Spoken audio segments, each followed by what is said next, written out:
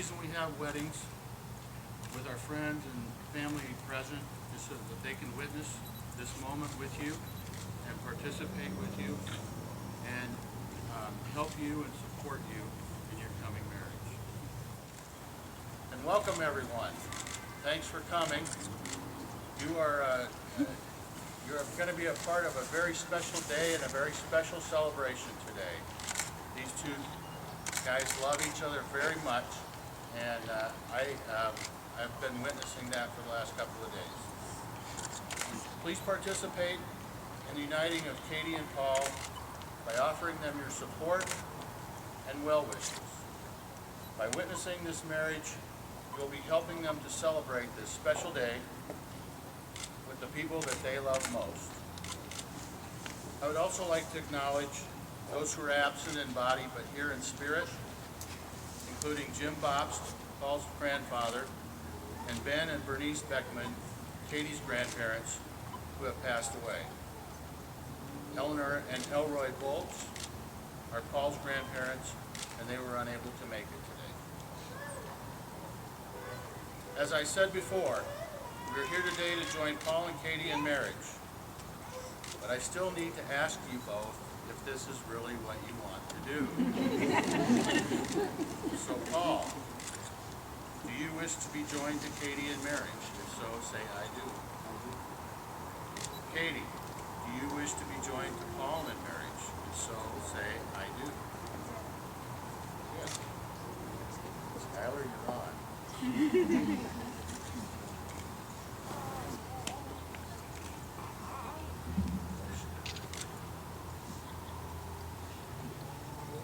Give me your word, by Tennessee Ernie Ford. Give me your word, this love will never die. Give me your word, you feel the same as I. Give me your heart and let life remain. Give me your word, this love is not vain. And my heart will beat a lifetime just for you. That's all it wants to do. Give me one hope to guide me, one vow you will be beside me.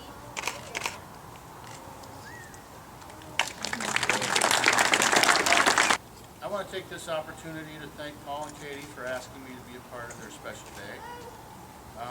It's an honor and a privilege to be in this position. Okay. I just met Katy yesterday. I've known Paul all his life, but I haven't seen him for several years. But it was good and very helpful for me to get the information that Katy sent me about how they met and kind of brief history. Katy told me that they met in class in their junior year in college. The class was drugs in the social context.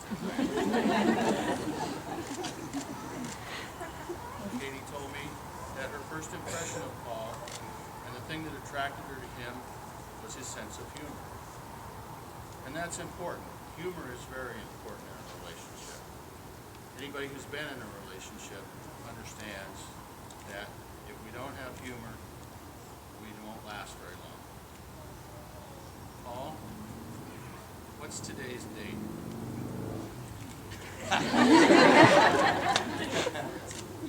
Okay.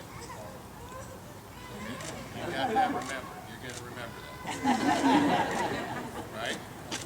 Never forget that date, because every year from now on, you're going to have to do something special on this date in order to remember this day and also to celebrate your life together with Katy.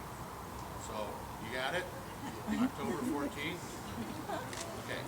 You're going to remember that.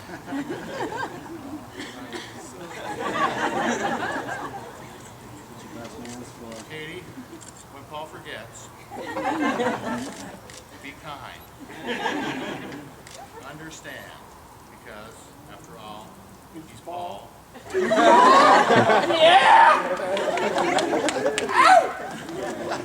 He is a guy, and you knew what you were getting into. Your shared sense of humor is going to be critical for you, and I can see that you have a good one. It's important for marriage, and I hope you laugh often and long. Another critical thing that you need is trust. Trust between the two of you. And when I talk about trust with couples, I usually talk about it, I use a metaphor of a vase, a very fragile, fancy vase. And it's a gift that you give to each other. You give Paul a vase, he gives you a vase. That's your trust in each other. And that thing is very fragile. And when you betray that trust, you break a little chunk off. You break a little chunk off. And that happens. Right? It's important to do it as little as possible. And because every little chunk kind of changes the structure, makes it a little more fragile. If you do a big thing, it's really, really difficult to put it back together and make it work. So it's important that you pay attention to the trust that you have for each other. The best way to do that, if you think about this, in a way, is if you want to bubble wrap that vase, that's communication. You need communication between you. It's very important that you talk every day about what's going on in your lives, about the things that are important to you, and sometimes that's going to feel almost like a chore. But it will pay off dividends if you do it, because you'll know what's going on in each other's lives, and you'll be able to protect that trust that is so valuable. So humor, communication, and trust. These things are major components. They're not the only things, but they're major components to a long-lasting marriage. So now is the time for you to exchange your vows. Paul, you say here, the most important part of the vows are the vowels. So repeat after me. A, all of my love to you. All of my love to you. E, eternal compassion and compatibility. I will always be faithful. I will always be faithful. O, open communication and expression. Open communication and expression. And U, universal exploration together. Universal exploration.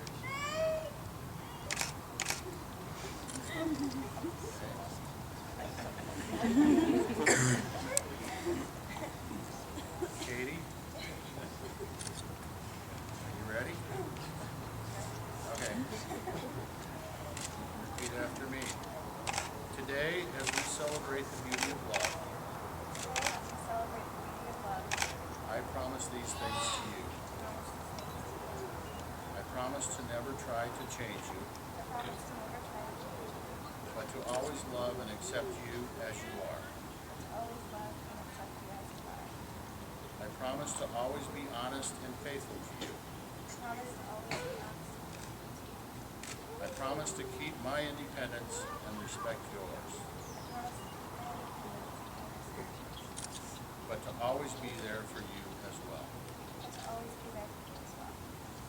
I promise to keep myself as healthy as I can, both mentally and physically. I promise to always appreciate, cherish, and respect you. And I promise never to stand in your way of surfing.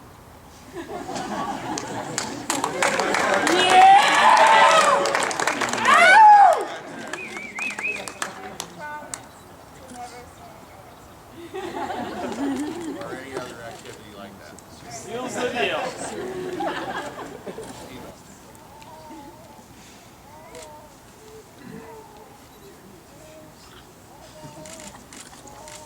I'll use my sleeve.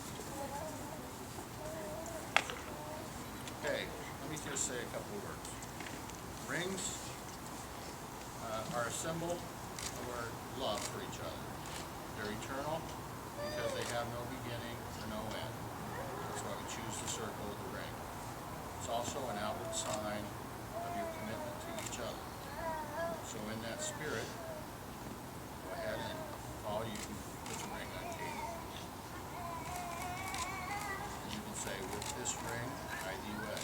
With this ring, I do wed.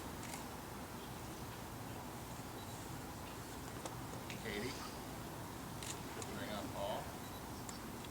And with this ring, I do wed. All right. Now, by the authority vested in me by the state of Idaho, I now pronounce you husband and wife. Paul, you may kiss the bride.